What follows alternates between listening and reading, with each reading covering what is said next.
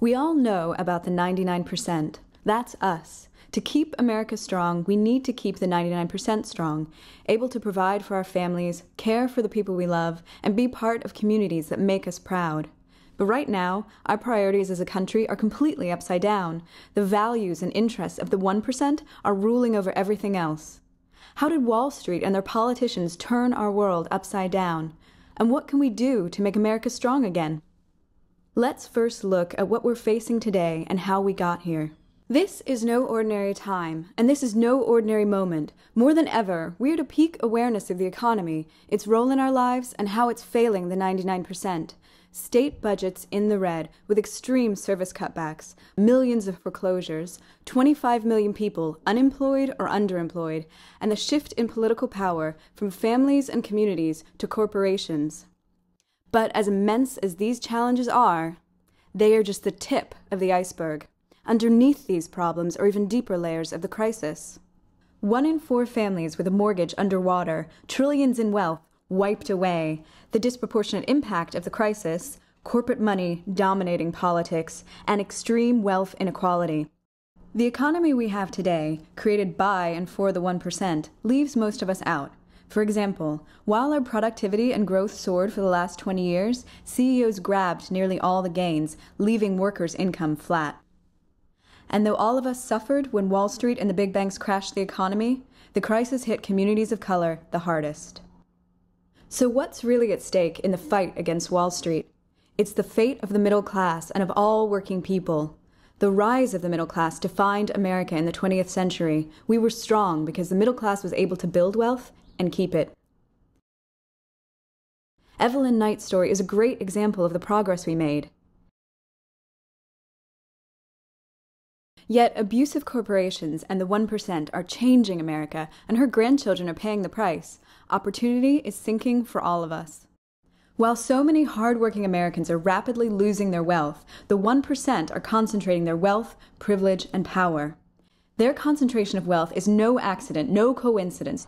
It's deliberate. It has come on the backs of everyone else, and Wall Street and the big banks are making it happen, creating extreme inequality in our country. How has Wall Street become this powerful? Let's just look at one example, bank consolidation. 20 years ago, we had these 37 banks, and now we have 4, controlling $7.7 trillion, an economy all their own. And who are the people in power at the banks? CEOs Jamie Dimon of JP Morgan Chase, Brian Moynihan of Bank of America, John Stumpf of Wells Fargo. They profit from foreclosing unfairly on millions of homeowners, evading corporate taxes, and draining wealth from the 99%. But Wall Street and their executives didn't do it alone. They've had a lot of help. All along, they've been quite clear about what they want. And they've gotten their unfair advantage many times over. What could show how they've turned our country upside down more than this? Government is supposed to keep the rules balanced and fair, but Wall Street bought off politicians and changed the rules. They say government is the problem, but really they know government is the prize.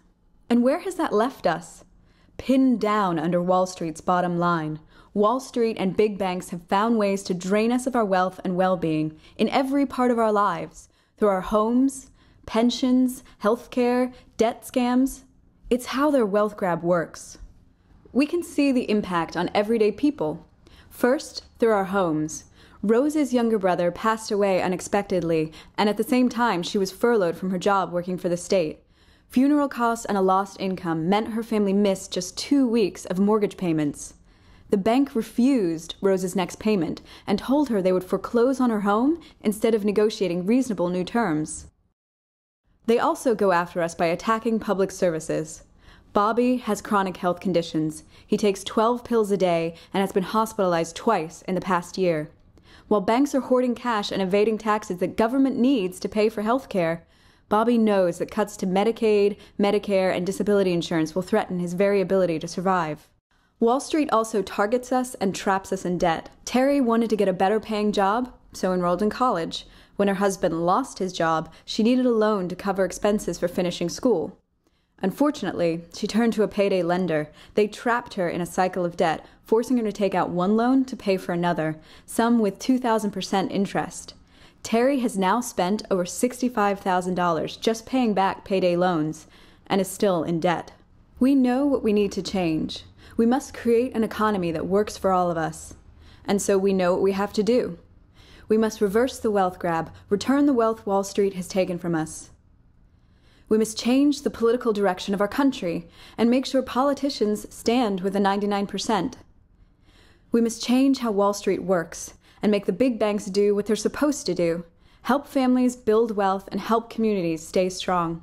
We've fought for major change before and won. The 1964 Civil Rights Act is a great example. To get a big win like this, you first have to get to the bargaining table, and you don't get to the bargaining table without building a national movement, and that requires a much smaller group of people taking bold action, putting themselves on the line.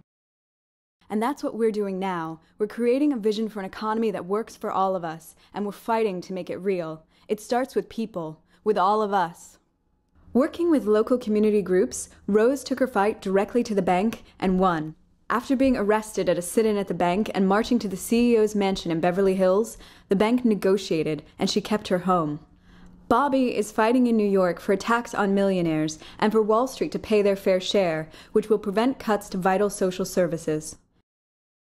Terry is organizing in Idaho to pass statewide regulations that will cap payday interest lending at 36%. Our bottom line is simple: good jobs, healthy communities, and a government that fights for everyday people. Right now, we are pinned down under the corporate bottom line, Wall Street's bottom line. But if we take action, if we organize and mobilize everyone within our reach, we will reverse the wealth grab, lift ourselves up, and create the new bottom line.